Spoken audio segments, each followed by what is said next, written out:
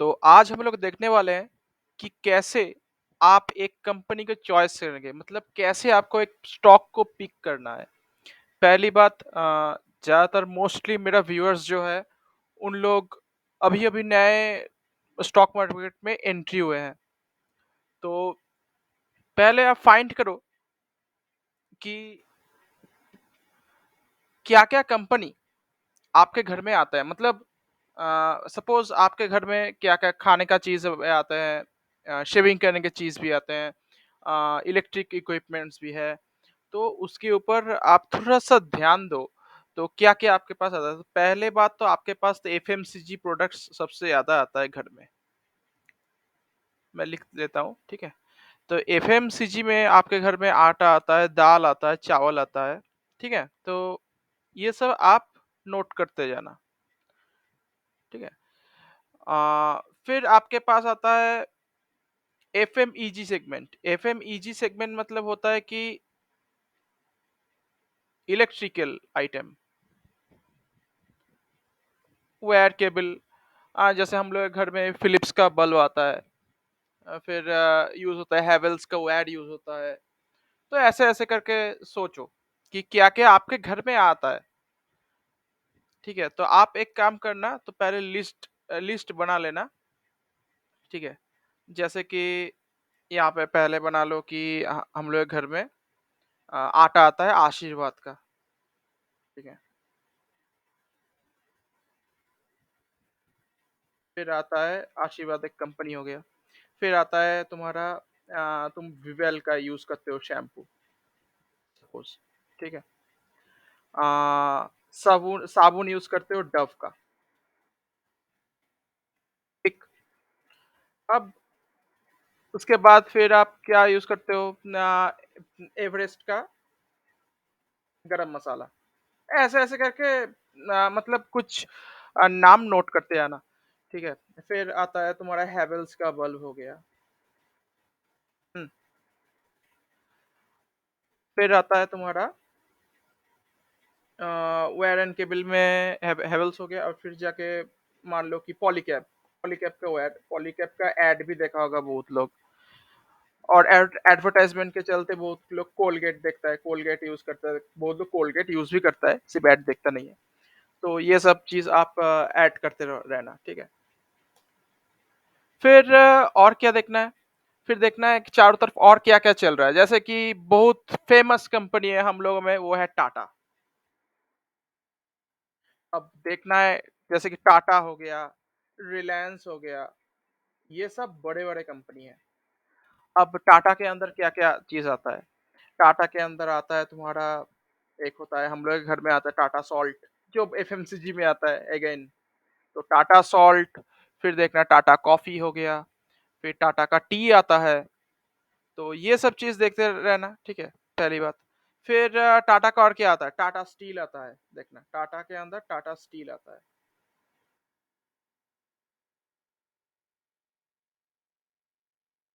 फिर और क्या आता है टाटा के अंदर? टाटा के अंदर बहुत लोगों को पता होगा या फिर पता भी नहीं होगा कि टाइटन भी आता है। टाइटन टाटा का ही पार्ट है।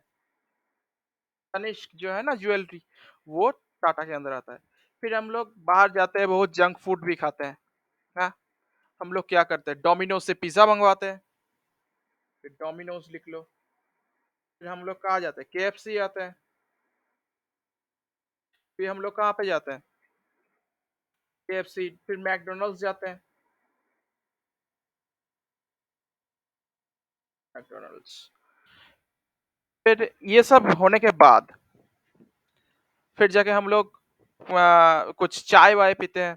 चाय नहीं सॉरी चाय का बात नहीं बोल रहा। कोई कोल्ड ड्रिंक पीते हैं, सॉफ्ट ड्रिंक्स होता है, तो सॉफ्ट ड्रिंक्स के कंपनी में हम लोग क्या होता है पीते हैं, कोका कोला। फिर आता है पेप्सी,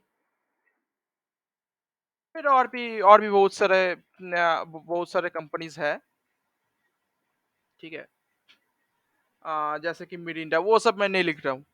आपको सिर्फ़ ओवरव्यू देने का कोशिश कर रहा हूँ कि ये सब आपने लिख लिया। फिर जाके क्लोथिंग ब्रांड्स आता है, ब्रांड में हम लोग क्या-क्या पहनते हैं, रेमंड पहनते हैं ना, रेमंड के जैसे कि हो गया कि अपना ब्लेज़र हो गया, फिर रेमंड का शर्ट हो गया, पैंट हो गया। फिर और किसका यूज़ करते हैं? बहुत लोग देखना कि शादियों के सीज़न में मान्यवर का यूज़ करते हैं। मान्यवर के बारे में ज़्यादा लोगों को उतना पता नहीं होगा, उतना बड़ा ब्रांड है नहीं, धीरे-धीरे बढ़ रहा है। फिर हम लोग ये सब और भी बहुत सारी चीज़ है। मैं बोलने स्टार्ट करूँगा तो बहुत टाइम लग जाएगा। तो ऐसे करके अपने चारों तरफ की चीज़ें को ढूँढने का कोशिश करो कि क्या-क्या हम लोग के मतलब हम लोग यूज़ करते हैं, ठीक है? तो ये चीज़ अगर तुम पहले डिसाइड कर लिया, अब तुमको पहले और एक चीज़ डिसाइड करना है कि तुम कैसे टाइप का इन्वेस्टर हो, कि तुम हाई रिस्क पसंद करते हो या लो रिस्क पसंद करते हो। ज्यादातर लोग और या फिर मीडियम मीडियम वैसे बोला नहीं जा सकता, फिर भी कंसिडर कर सकते हैं हम लोग। तो अगर हाई में हम लोग ऐसे एज में, जैसे मेरा एज है 26, ठीक है, तो मेरे मेरा एज का अगर देखा जाए तो मैं तो मेरा पर्सपेक्टिव है, दूसरे किसी का पर्सपेक्टिव अलग भी हो सकता है। जैसे कि मेरा पर्सपेक्टिव है कि हाई रिस्क स्टॉक्स में हम इन्वेस्ट करें, क्योंकि जितना एज बढ़ेगा उसके हिसाब से रिस्क कम लेना चाहिए। जित एक स्टॉक मार्केट ऐसा ही चलता है। हाँ, अगर आप किसी स्टॉक मार्केट बहुत भी प्रो हो, तब जाके आप ऑल टाइम हाई रिस्क, और अगर बहुत आप ट्रैकिंग रख सकते हो अपने लाइफ में, तो high risk always is preferable. क्योंकि हाई रिस्क में भी दो टाइप के कंपनीज होता है। एक है हाई रिस्क लो रिवार्डिंग, और एक होता है हाई रिस्क हाई रिवार्डिंग। आपको इसी टाइप की कंपनी के अंदर जाना है। हाई रिस्क लो रिवार्डिंग के कंपनी के अंदर ना जाए तो बेहतर है। और एक होता है लो रिस्क के अंदर लो रिस्क लो रिवार्डिंग ही आता है, क्योंकि low risk high rewarding company ऐसा कुछ खास देखने को नहीं मिलता। फिर फिलहाल बहुत सारे कंपनीज अभी आ गए हैं जो लो रिस्क ही है, पर अच्छा खासा वेल्थ क्रिएट कर दे रहा है। तो इसका मतलब ये नहीं कि लो रिस्क मतलब उन लोग के पास रिस्क है ही नहीं और पैसा बनता जाएगा। और जो कोई बोलता है कि स्टॉक मार्केट में रिस्क है ही नहीं, तो उन लोगों से बच के रहना चाहिए। कि स्टॉक मार्केट में always there is a risk. जैसे कि बहुत लोग बोल सकते हैं कि डाबर जो कंपनी है, डाबर भी एक एफएमसीजी कंपनी है, डाबर कंपनी में इन्वेस्ट करो, क्योंकि बहुत लोग बोलते हैं डायरेक्टली क्योंकि ये बहुत ही लो रिस्क स्टॉक है। पर ऐसा नहीं होता है। हाँ, मानते हैं कि लो रिस्क स्टॉक है, उतना आसानी से नहीं गिरता है। पर कल को अगर मैनेजमेंट का कोई गलती आ गया, तो हमको उस टाइम एग्जिट भी करना पड़ सकता है। मैं ऐसा कह नहीं रहा कि कल मैनेजमेंट का गलती आ ही जाएगा। मैं एक एग्जांपल दे रहा हूँ, ठीक है? हर एक कंपनी का ये ऐसे जितना भी है, जैसे कि एफएमसीजी कंपनी में ज़्यादा डिफेंसिव कंपनी आपको देखने को मिल जाता है, जैसे कि डाबर हो गया, एचयूएल हो गया, फिर आ जाता है तुम्हारा आईटीसी हो गया, ठीक है? तो इतना ये जितना भी कंपनीज है, उस वो सबका रिटर्न उतना ज्यादा नहीं मिलता, पर रिस्क भी बहुत कम है। पर इसका मतलब ये नहीं कि रिस्क बिल्कुल ही नहीं है, ठीक है? तो ये दिमाग में पहले ठान के रखो कि स्टॉक मार्केट में आ रहे हो तो रिस्क तो है, पर रिटर्न बहुत ही अगर अच्छे से अगर तुम इसको प्ले करते हो तो रिटर्न भी बहुत अच्छा खासा मिल सकता है। अच्छा खासा मतलब बहुत ही ज्यादा मिल सकता है। और मेरा अगर चैनल फॉलो करोगे तो मेरा कोशिश है कि रहेगा कि कैसे एक कम रिस्क या फिर हाई रिस्क से भी हाई रिवॉर्ड मिल सकता है। अगर आपको रिस्क लेना है फिर भी आपको हाई रिवॉर्ड कैसे मिलेगा, अगर आपको लो रिस्क भी लेना है तो रिवॉर्ड कैसे भी हो अच्छा खासा मिलना चाहिए। बस मेरा इंटेंशन कभी भी ऐसा नहीं रहेगा कि आप ऐसा एक कंपनी में इन्वेस्ट कर दिए, बाद में जाके पता चला कि वो कंपनी कुछ मतलब उतना अच्छा खासा कंपनी है ही नहीं। और अगर कोई इस इनमें से भी कुछ प्रॉब्लम्स अगर कोई कंपनी में मिल जाता है देखने को, मैनेजमेंट के तौर से बोल रहा हूँ, अगर बाजार मतलब कोई टोटली सेक्टर डाउन है, तो उस टाइम पे तो कुछ नहीं कर सकते, क्योंकि वो उल्ट उस time all sectors down down था उस टाइम। देखना कि जैसे कि एफएमसीजी सेक्टर एक एक टाइम पे बहुत ज्यादा डाउन हो जाता है, क्योंकि उन लोगों का ऑपरेटिंग प्रॉफिट मार्जिन बहुत ही कम रहता है, इन लोगों का प्रॉफिट मार्जिन बहुत ही कम रहता है। जैसे कि डाबर हो गया, एचयूएल हो गया, आईटीसी हो गया, कि इन लोग FMCG sector is essential sector, मतलब हर टाइम इन्फ्लेशन हो चाहे ना हो, आदमी खाना पीना छोड़ के नहीं रह सकता। तो ये सब ये एक इन्वेस्टर के पोर्टफोलियो में पहले होना ही चाहिए। एफएमसीजी सेक्टर, एफएमईजी अब हो गया, क्योंकि इलेक्ट्रिसिटी छोड़ के हम लोग नहीं रह सकते।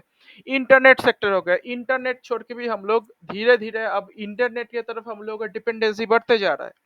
स्टील सेक्टर, आप अगर आपको आपके ऊपर कन्विक्शन है कि स्टील सेक्टर ग्रो करेगा तो स्टील सेक्टर पे रख सकते हो, ठीक है।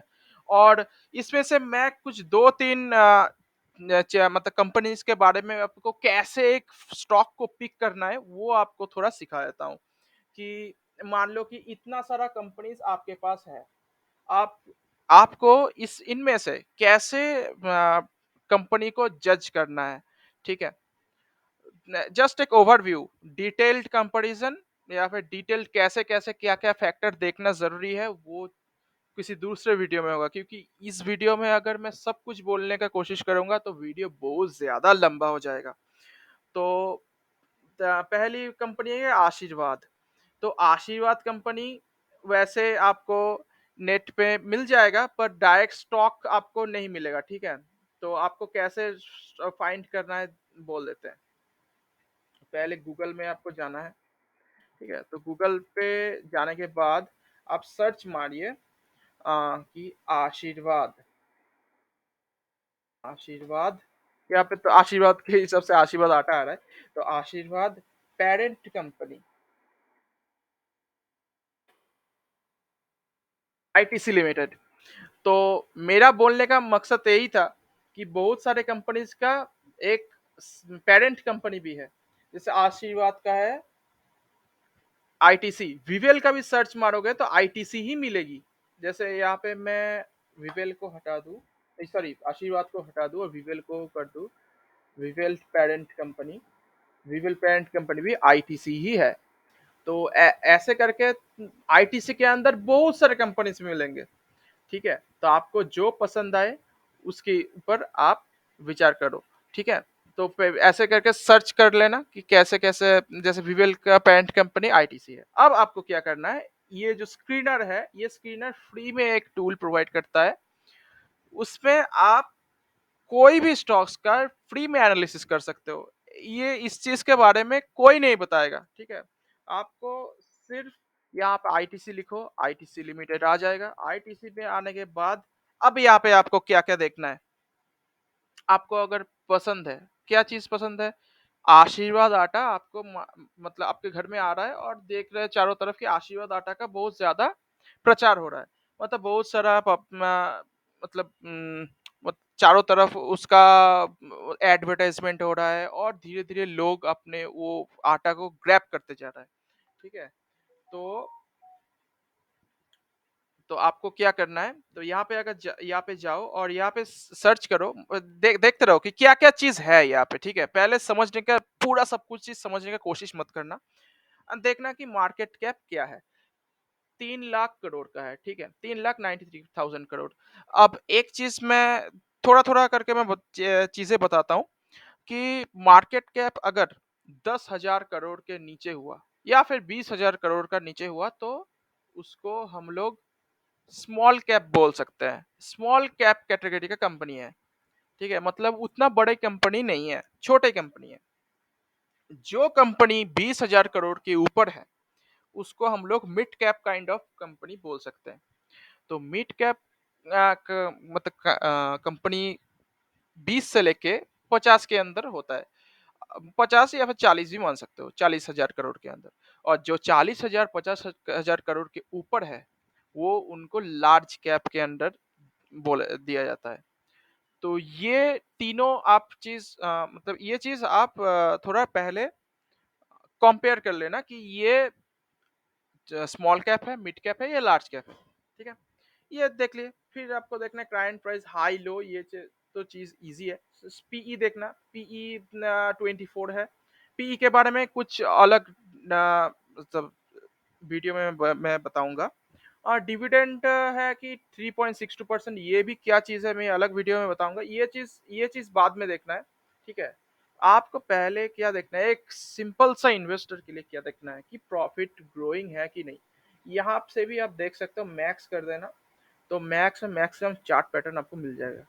तो मैक्सिमम चार्ट पैटर्न आपको, जैसे कि ये स्टॉक 1 अप्रैल 2005 से है, तब 30 रुपए का स्टॉक था। अब धीरे धीरे बढ़ते बढ़ते यहाँ पे जाके इसका मैक्स होता है 337, फिर जाके ये यहाँ पे टूटा और यहाँ पे अभी 317। मतलब आप देख रहे हो कि ये 2017 के बाद से इसका कुछ ग्रोथ नहीं है। ये टूट गया था बहुत अच्छे तरीके से, और जब कोविड आया था उसमें एक बॉटम भी बना था। तो बॉटम बनने के बाद धीरे धीरे अब उठने का कोशिश कर रहा है। तो अगर देखा जाए तो ये उतना ग्रोथ स्टॉक नहीं है, ठीक है? ये चीज आप देख लिए, ये चीज आप नोट करके लिख लिए थी कि हाँ ग्रोथ है पर उतना ग्रोथ नहीं है, ठीक है? अब यहाँ पे आपको देखना क्या है, प्रॉफिट एंड लॉस में चल जाना है।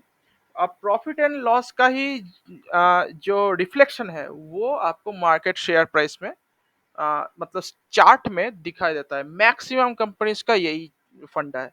आपको क्या देखना है, नेट प्रॉफिट 2011 में 5079 था, फिर 6334, फिर 7700, फिर 9000 बढ़ता है, ठीक है?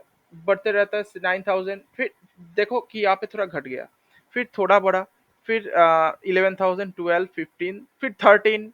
मतलब उतना कंसिस्टेंट नहीं है, बढ़ रहा है पर उतना कंसिस्टेंट है नहीं नेट प्रॉफिट में।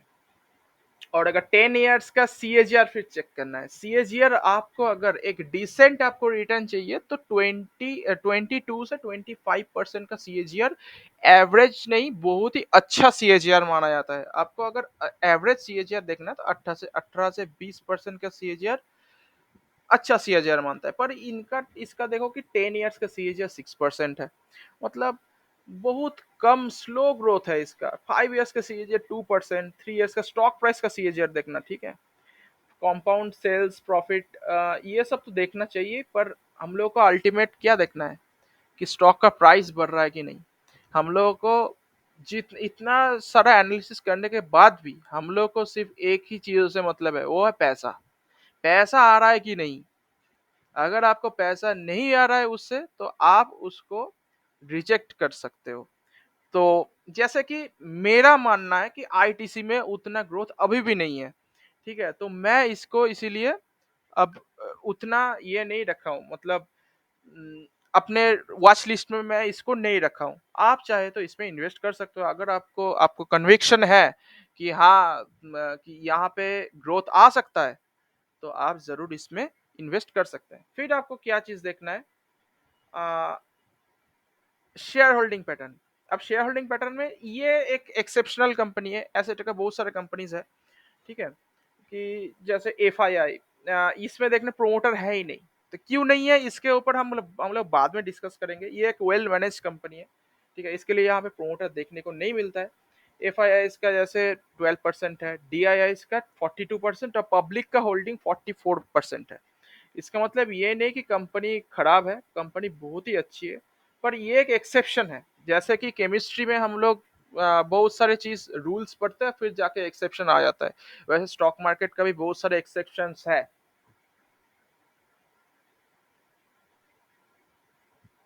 फिर हम लोग और एक यहाँ पे तो जितना भी सारे कंपनीज नोट कर लिए, तो यहाँ पे मैं और एक स्टॉक्स के बारे में और दो स्टॉक्स के बारे में दिखाता हूँ।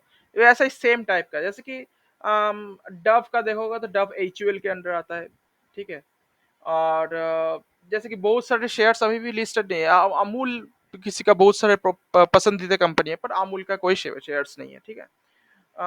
जैसे यहाँ पे हो जाता है कि हैवेल्स, फिर पॉलीकैब। तो हैवेल्स हम लोग पकड़ लेते हैं, ठीक है? हैवेल्स के बारे में देख लेते हैं कि कैसे परफॉर्म कर रहा है हैवेल्स। तो यहाँ पे सिंपल सा सर्च करना है हैवेल्स।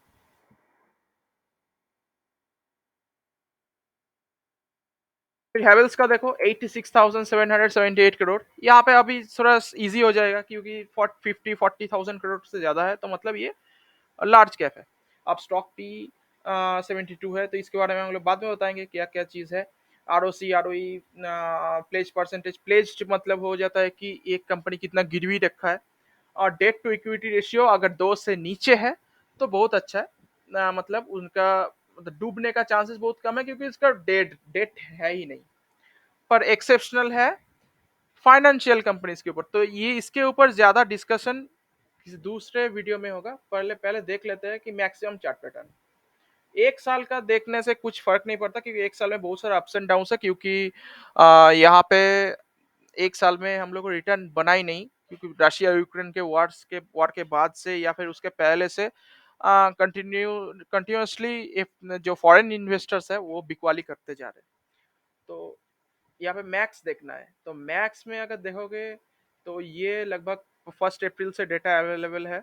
6 रुपए का स्टॉक था जो अभी बरकत हो चुका है लगभग 1400 रुपए का पास। तो चार्ट एकदम स्मूथ है, ग्रोइंग है, और बीच बीच में करेक्शंस आता है जिसमें इन्वेस्टमेंट का मौका भी मिलता है, जैसे कि 2020 कोविड में एक अच्छा खासा करेक्शन आया था, फिर जाके एकदम इतना स्टॉक भागा कि अब तो लगभग रेजिस्टेंस के आसपास ही है। तो कंपनी बहुत ही अच्छा है, और इलेक्ट्रिकल इक्विपमेंट्स के अंदर आता है। और यहाँ पे फिर प्रॉफिट एंड लॉस फिर से देखना है, 304, 370, 570, 81, फिर थोड़ा गिरता है 446, 385, 1300। 1300 के पीछे का रीजन क्या है ये अदर इनकम के बारे में थोड़ा बाद में बताएंगे। फिर 494, 661, 788, फिर 1044, 1000, 1000, फिर देखो यहाँ से पूरा बढ़ता रहा। एक्सेप्शन सिर्फ ये है, ठीक है, ये क्या है इसके बारे में थोड़ा बाद में बताएंगे, अदर्स इनकम में क्या मतलब हुआ है। ठीक है, अगर अब यहाँ पे सेल्स ग्रोथ देखो, प्रॉफिट्स ग्रोथ देखो, मेन चीज हम लोग का फोकस में स्टॉक प्राइस सीएजीआर। सीएजीआर देखो 10 ईयर्स में 29%, मतलब बहुत ही अच्छा खासा सीएजीआर के साथ ग्रो किया है। अब जितना बड़ा कंपनी है उसके हिसाब से सीएजीआर कम होता दिखता है ज्यादातर कंपनी में। जितना बड़ा कंपनी उतना सीएजीआर कम, क्योंकि जितना कंपनी बड़ा हो जाता है उतना ग्रोथ उनका स्लो हो जाता है, तो उसके हिसाब से सीएजीआर भी घट जाता है। जितना छोटा कंपनी है उसके हिसाब से उसका सीएजीआर भी ज्यादा देखने को मिलता है। ये चीज ध्यान में रखना है। फिर जाके क्या चेक करना है, शेयर होल्डिंग पैटर्न चेक करना है। पैटर्न में देखो कि 59% प्रोमोटर्स के पास है, जो कि बहुत ही अच्छी बात है। एफआईआईस के पास है आपका 23%, डीआईएस के पास है लगभग 9%, गवर्नमेंट है बहुत ही कम 0.01, और नहीं रहे वो भी अच्छा है, ठीक है। और पब्लिक के पास है 8.35%, और अदर्स के पास मतलब किसी भी ट्रस्ट के पास होगा शायद 0.04%। तो ये सब चीज देख लेना। तो ये और एक कंपनी के बारे में हम लोग एनालिसिस कर लिए। तो ये चीज हम लोग को जैसे कि मेरा भी बहुत पसंद आया, तो इसलिए मैं इसको वॉच लिस्ट में रखा हूँ, क्योंकि सब कुछ इसका परफेक्ट है। अब एक परफेक्ट स्टॉक कभी भी आपको नहीं मिलेगा। जैसे ना हर एक चीज मतलब कोई किसी ना किसी चीज में आपको इम्परफेक्शन देखने को मिलेगा ही, वैसे ही इसमें भी हर चीज में इम्परफेक्शन आपको देखने को मिलेगा। ठीक है, तो उसको आप अगर जैसे कि ये सब वो सब चीज क्या है उसके ऊपर हम लोग किसी दूसरे वीडियो में डिस्कस करेंगे कि क्या क्या एक स्टॉक में और भी क्या क्या देखना चाहिए। पर मेनली ये सब चीज देखने देखने के बाद ही एक नॉर्मल इन्वेस्टर इन्वेस्टमेंट का स्टार्टिंग कर सकता है। फिर क्या क्या देखना है उसके ऊपर, फिर और भी क्या क्या देखना है, फिर उसके ऊपर हम लोग दूसरे वीडियो में बात करेंगे। फिर नेक्स्ट और एक स्टॉक देखते हैं, लास्ट स्टॉक, क्योंकि वीडियो बहुत ही लंबा होते जा रहा है। कहाँ गया मेरा, हाँ। तो यहाँ पे देख लेते हैं कि टाटा के अंदर टाटा स्टील, ठीक है, बाकी सब कंपनीज के बारे में बाद में देखेंगे। टाटा स्टील देख लेते हैं। टाटा स्टील बहुत ही एक रिनाउंड कंपनी है, पर इन्वेस्टमेंट करने का लायक है कि नहीं ये देख लेते हैं पहले। पहली बात, इसका मार्केट कैप 1 लाख करोड़ से ऊपर है, मतलब लार्ज कैप है। करंट वैल्यू 106 रुपए का है, और डिविडेंड है। फिर स्टॉक पी बहुत कम है। पी के बारे में बहुत सारे कुछ चीज बताएंगे। अब यहाँ पे मैक्स अगर आप देखोगे तो काफी वोलेटिलिटी आपको देखने को मिलेगा। मतलब ऐसा है कि ये 15 अप्रैल में 30 रुपए का था, और ये बढ़ के हो जाता है लगभग 81 रुपए। फिर ये घटता है, फिर 17 में आता है, 2008 में 70 रुपए का हो जाता है। फिर जाके यहाँ पे फिर गिरता है, फिर ऊपर, फिर नीचे, फिर ऊपर, फिर नीचे। मतलब अल्टीमेटली अगर कोई यहाँ पे देखे जाए तो 2007 के दिसंबर में अगर कोई टाटा स्टील में इन्वेस्टमेंट किया होता, तो उसको 20 में कोविड के करेक्शन में भी उसको लॉस हो रहा होगा। मतलब ये देखा जाए तो उतना अच्छा स्टॉक है ही नहीं। ये इन्वेस्टमेंट करने का स्टॉक नहीं है। स्टॉक प्राइ मतलब चार्ट पैटर्न से ही आप देख सकते हो। जितना इतना ऊपर-नीच होने के बावजूद भी ये ग्रोइंग चार्ट नहीं है। बीच में ये उसके बाद 2020 के बाद अच्छा खासा ऊपर गया है। पर इसका मतलब ये नहीं कि आप इसके ऊपर ट्रस्ट कर सकते हो। क्यों? इसका अब अगर एक स्टील सेक्टर के बारे में हम लोग बात करें, तो स्टील सेक्टर में ज़्यादातर गवर्नमेंट का रेगुलेशन बहुत ही ज़्यादा होता है। तो उसके चक्कर में इन लोगों का प्रॉफिट कभी घाटा में तब्दील हो जाता है, तो कभी ये लॉस में चल जाता है, कभी बहुत ही अच्छा प्रॉफिट में चल जाता है। तो इतना साइक्लिकल नेचर के होने के वजह से इस सेक्टर में उतना इन्वेस्ट करने का कोई सेंस नहीं बनता। इसमें ट्रेडिंग करने का बहुत अच्छा मतलब चीज़ है ये सब कंपनी। पर मैं ट्रेडिंग का कोई यहाँ पे वीडियो नहीं बना रहा हूँ। मैं ट्रेडिंग के ऊपर मैं विश्वास भी नहीं रखता कि ट्रेडिंग, हाँ, ट्रेडिंग से बहुत लोग बहुत कुछ पैसा बना सकता है, पर वो एक टाइप का गैम्बल ही होता है देखा जाए तो। बहुत सारे न्यूज़ को फॉलो भी करना पड़ता है। तो मेरा मेरा वो चैनल नहीं है। नहीं तो टॉपिक डाइवर्ट हो जा रहा है बार-बार। तो फिर 2019 में देखिए कि अच्छा, ये तो प्रॉफिट एंड लॉस देखना है। 8922 फिर गिरता है 5217, फिर लॉस में चल जाता है कंपनी, -7272, फिर 3665, फिर लॉस, फिर लॉस, फिर लॉस, फिर अच्छा खासा प्रॉफिट, फिर प्रॉफिट गिरता है, फिर जाके 1000 करोड़ का होता है, फिर 8000, 41000 का, अब 39,000 का। मतलब एक थोड़ा सा भी इसमें कंसिस्टेंसी देखने को नहीं मिलता है। कभी कभी ये तो लॉस में भी चल जाता है। तो ये सब अब यहाँ पे सेल्स ग्रोथ देखो, कंपाउंड प्रॉफिट ग्रोथ देखो, ठीक है। स्टॉक प्राइस सीएजीआर देखो 10 इयर्स में 12% ओनली। मतलब रिसेंटली स्टॉक प्राइस बढ़ा है 2020 के कोविड के करेक्शन के बाद से। अगर देखा जाए तो उसके हिसाब से ये नेगेटिव रिटर्न देता होगा, दे रहा है। तो टाटा का ब्रांड है, मतलब ये नहीं कि हर एक स्टॉक अच्छा होगा। तो ये चीज ध्यान में रखना है। फिर आपको, अगर आपको यहाँ पे ही आपको देखने को मिल जाता है, देखिए पहली बात, या आपको आपको अगर यहाँ पे अगर देखने को मिल जाता है कि ये कंपनी इतना सारा वोलेटिलिटी के साथ जूझ रहा है, इतना वोलेटिलिटी है इसमें, तो बाकी सब देखने का कोई, यहाँ पे सिर्फ प्रॉफिट एंड लॉस स्टेटमेंट देख के ही छोड़ दो। और कुछ देखने का जरूरत नहीं है। सीएजीआर देख लिया, अब ये सब देखने से भी कुछ भी फायदा नहीं है, क्योंकि अल्टीमेटली आपका पैसा नहीं बनेगा। आपको अगर पैसा बनेगा तो आपको स्टॉक स्टॉक आपका ग्रोइंग होना चाहिए, मेन बात तो यही है। तो आप सिर्फ मैक्स में जाओ, चार्ट को देखो, प्रॉफिट एंड लॉस को देखो, तो आपको 90% कंपनीज में आपको कंपनीज आपको समझ में आ जाएगा। और आपको न्यूज़ फॉलो करते रहना है। आपको अगर न्यूज़ फॉलो करना है तो मेरे स्टॉक मतलब चैनल को आप सब्सक्राइब कर सकते हो और लाइक भी कर सकते हो। और मेरा इंस्टा आईडी भी है, वहाँ पे हर दिन का नया नया, मतलब कुछ स्टॉक्स जो अपने सपोर्ट पे है या फिर बहुत ज़्यादा टूटा है, और वो अच्छा स्टॉक अगर टूटता है किसी कारण के वश, तो आपको इन्वेस्टमेंट कैसे करना है, तो उसके ऊपर हम छोटा छोटा स्टोरीज भी देते रहते हैं। तो आप चाहे तो मेरा इंस्टा आईडी में भी फॉलो कर सकते हैं। तो मेरा वीडियो आज इतना ही तक। तो उम्मीद करते हैं तो आपका ये वीडियो बहुत ही पसंद आया होगा। तो फिर मिलेंगे किसी दूसरे वीडियो में। तब तक के लिए good night and good bye.